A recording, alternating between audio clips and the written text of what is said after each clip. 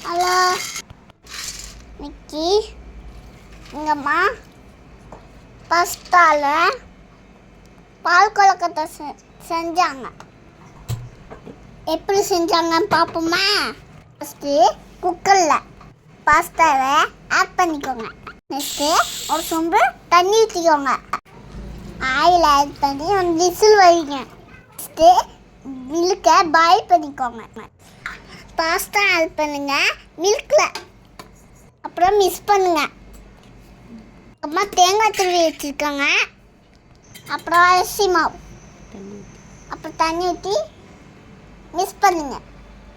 அப்படி இல்லாமல் கரைச்சிக்கோங்க. கொஞ்சமாக சால்ட் ஆட் பண்ணுங்க. அங்கே பாருங்க கொதிக்கிறா.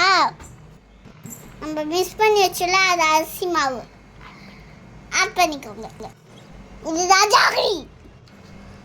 ஜாகரின்னா என்ன? நாட்டு சர்க்கரை ஆட் பண்ணிக்கோங்க.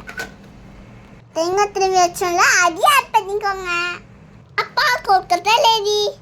லைக் பண்ணுங்க, சப்ஸ்கிரைப் பண்ணுங்க, கமெண்ட் பண்ணி